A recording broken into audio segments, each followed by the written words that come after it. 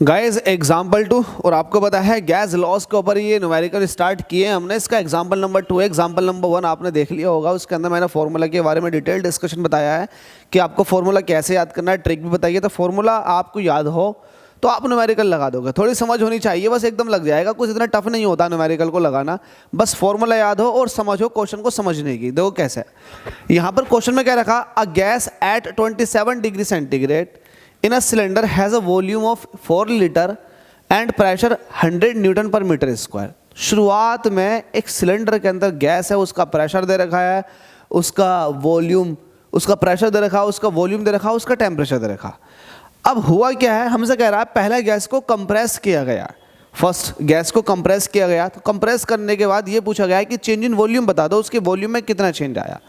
तो ध्यान देना, अगर आपको फाइनल वॉल्यूम पता चल गया, शुरुआत का वॉल्यूम आपके पास है, तो आप चेंज इन वॉल्यूम बता देंगे।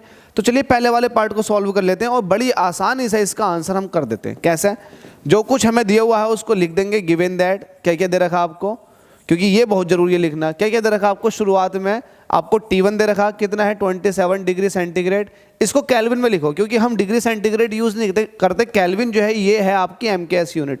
तो जब भी आपको डिग्री सेंटीग्रेड को केल्विन में कन्वर्ट करना होता है तो आपको 273 ऐड कर देना होता है।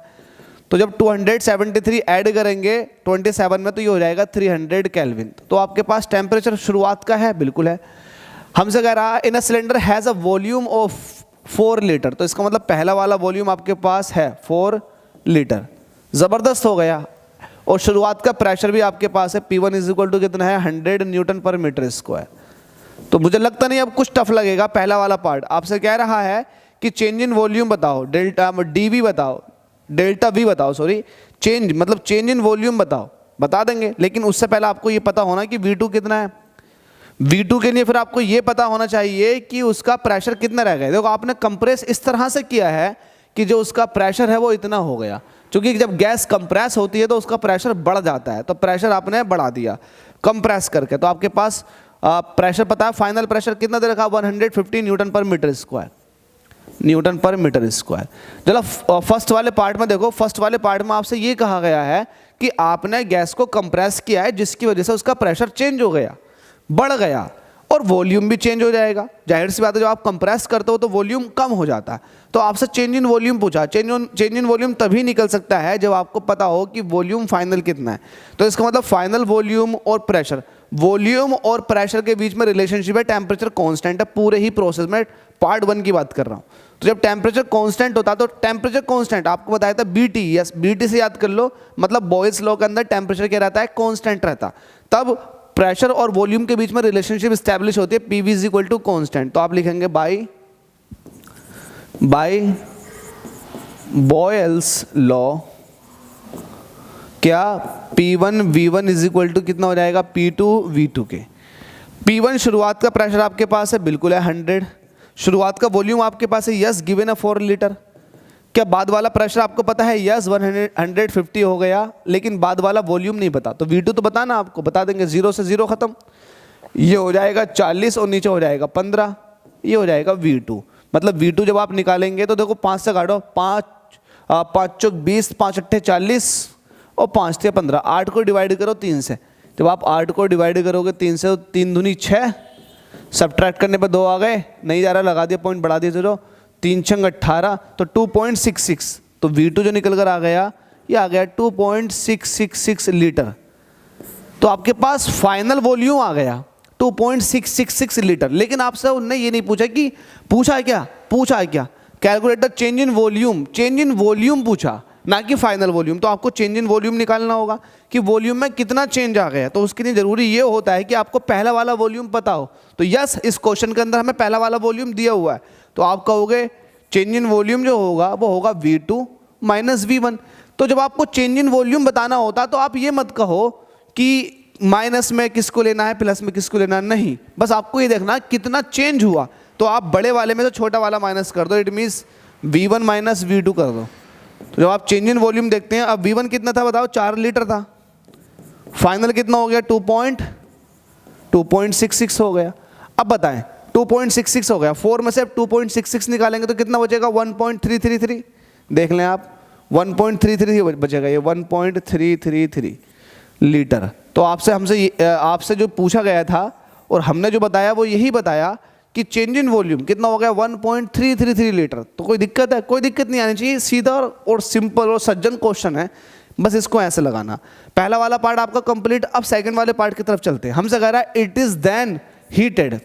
जब आपने फर्स्ट पार्ट कर लिया और सेकंड पार्ट की तरफ को मूव करे हो तो सेकंड वाले पार्ट पे ही ध्यान देना, फर्स्ट पार्ट को अब भूल जाओ कि कुछ था भी, बस शुरुआत की कंडीशन देख के। अब सेकंड वाले पार्ट में कह रहा इट इज देन हीटेड, अब इसको गर्म किया गया, गर्म किया गया। अब जब आप गर्म कर रहे हो तो अब तो बॉयल्स लॉ नहीं लगेगा क्योंकि टेम्परेचर बदलेगा गर्म करने से। बिल्कुल हमसे कह रहा then it is heated at constant volume. ओहो, वॉल्यूम कांस्टेंट है, volume constant, Gay Lussac law, GV, Gay Lussac law के अंदर वॉल्यूम कांस्टेंट आता है, जबरदस्त। हमसे कह रहा वॉल्यूम कांस्टेंट है सो that temperature becomes 127 degree centigrade. इतना गर्म किया गया है कि टेम्परेचर जो हो गया वो कितना हो गया 127 डिग्री सेंटीग्रेड। तो इसका मतलब सेकंड वाले पार्ट के अंदर आपको फाइनल टेम्परेचर दे रखा T2 कितना दे रखा 127 डिग्री सेंटीग्रेड। अब इसको केल्विन में कन्वर्ट करना, 100% आपको केल्विन में कन्वर्ट करना होगा। तो आपको क्या करना होगा, इसके अंदर ऐड करना होगा 273। जब 273 ऐड करोगे तो 273 में 27 ऐड करोगे 300 प्लस 100 तो ये हो जाएगा 400 केल्विन। तो आपके पास T2 है, बिल्कुल है। देखो ध्यान से देखो, T2 है, बिल्कुल है। पूछे क्या आपसे, it is then heated at constant volume so that temperature becomes 127 degree centigrade, calculate the new pressure. ओहो, न्यू प्रेशर पूछ रहा है। चूंकि गैलोसेक लॉ लगेगा इसके अंदर, वॉल्यूम कांस्टेंट है, तो जब वॉल्यूम कांस्टेंट है तो प्रेशर और टेम्परेचर के बीच में रिलेशनशिप आएगी। तो भाई वही लिखो, बाई गैलोसेक लॉ, है ना। अब गैलोसेक लॉ ने क्या कहा था, उसने ये कहा था कि वॉल्यूम V क्या है आपके पास, कांस्टेंट है। तो इसका मतलब जब V कांस्टेंट होता है तो जो प्रेशर होता है, प्रेशर वो डायरेक्टली प्रोपोर्शनल होता है टेम्परेचर के। It means P1 upon P2, ऐसा कहो, P2 अपॉन P1 कहो। It means P2 upon P1, इधर P2 कर दिया आपने P1 से डिवाइड, तो इधर कर दोगे T2 को T1 से डिवाइड, बस ये है। अब P2 ये आपसे पूछ रहा है, ठीक है, बता देंगे।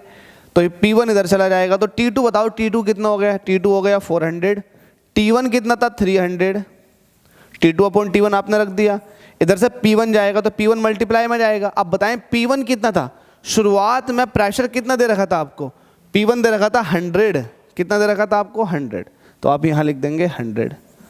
देखो 2 0 से 2 0 खत्म हो गए। जब 4 को हम डिवाइड करते हैं 3 से तो वैल्यू कितनी आती है, जल्दी से बताओ, ये आती है वैल्यू 1.33। डिवाइड करो, 400 हो गया और 3 हो गया तो 1.33, तो 400 इंटू 150 आपके पास क्या क्या दे रखा आपको, जरा ध्यान दें इसमें। शुरुआत का प्रेशर कितना दे रखा आपको 150। ओ मैंने वैल्यू गलत रख दी, P1 की वैल्यू कितनी दे रखी थी आपको, P1 की वैल्यू, P1 इस्तेमाल नहीं करना है, मैं आपको बता दूं। हमसे कह रहा था इस क्वेश्चन के अंदर, थोड़ा सा ट्रिकी है और ट्रिकी यहाँ से बना।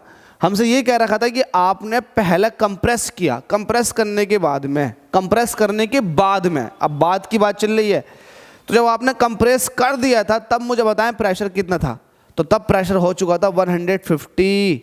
देखो न्यूटन पर मीटर स्क्वायर, आपने पहले वाले पार्ट में देखा था 150 न्यूटन पर मीटर स्क्वायर तब हुआ था जब आपने उसको कंप्रेस कर दिया था। कंप्रेस करने के बाद आपने उसको गर्म करना शुरू किया। तो ध्यान रहे, आपको जो प्रेशर की वैल्यू रखनी है वो कौन सी वाली रखनी है, जो इसको P1 डैश कह दो। अब P1 डैश जो है ये 150 है, कितना है 150। हालांकि मुझे P1 डैश नहीं कहना चाहिए था, P1 डैश अगर मुझे कहना होगा तो फिर मैं P2 को P1 डैश ही कहूँगा। तो आप ये वाली बात यहाँ दिखा दें, चलो ये वाली बात आप यहाँ दिखा दें, ये 150 हो गया, यहाँ दिखा दें, सिंस P2 जो है वो क्या है P1 डैश है, ठीक है भाई। अब देखो ये 150 हो गया, 3 से काटो, 3 पंजे 15, 50 बार, और 50 की 4 से मल्टीप्लाई करेंगे तो बताओ, ये 50 चौक कितने हो गए, 4 पंजे 20, 200। तो आपके पास नया प्रेशर कितना निकल कर आ गया, इट मीन्स P2 जो आ गया आपके पास वो कितना आ गया 200 न्यूटन पर मीटर स्क्वायर। तो थोड़ा सा ट्रिकी इसलिए बना क्योंकि इसके अंदर जो कंडीशन कह रखी थी वो ये कह रखा था कि आपने कंप्रेस करने के बाद में इसको क्या दिया है, हीट करना शुरू किया है। तो आप ये वाली बात ध्यान रहे, आप लोग भी ध्यान रहे, क्योंकि मैंने इस चीज़ पे इतना फोकस नहीं किया, लेकिन जब मैंने देखा इसको और ये तो छोड़ ही नहीं सकते आप, तो उस हिसाब से हमारा आंसर बिल्कुल 100% सही निकल कर आ चुका है कि 200 न्यूटन पर मीटर स्क्वायर। अगर आप चाहें तो पहले वाले पार्ट में आपने सोल्व कर लिया, P2 यूज़ कर लिया कि 150 न्यूटन पर मीटर स्क्वायर हो चुका था, लेकिन आपने अब यहाँ क्या यूज़ किया है, P2/P1 T2/T1। तो आप यहाँ P2 ना कह करके P3 वाला यूज़ करें, P3/P2 is equal to T3/T1, कुछ इस तरह से यूज़ करें, क्योंकि टेम्परेचर T2 आपको पता ही है क्या करना है आपको। T2 आपके पास पता ही था कि आपको कितना हो गया था, और T1 भी आपको पता है कि कितना हो गया था। तो आपको ये कन्फ्यूज़न नहीं होगी कि आपने 150 रखा तो 150 क्या, 150 P1 है कि नहीं, ये P1 डैश है। P1 डैश जो हो गया वो P2 के बराबर मैंने बोल दिया। तो उम्मीद करता हूँ समझ में आ गया होगा, स्टिल किसी को डाउट नहीं रहना चाहिए, न्यूमेरिकल क्लियर हो चुका आप लोगों की। उम्मीद करता हूँ कि आपको ये वीडियो पसंद आई होगी। अगर वीडियो पसंद आई है तो दूसरे दोस्तों तक शेयर करना बिल्कुल ना भूलें, सबकी मदद करें। Thank you.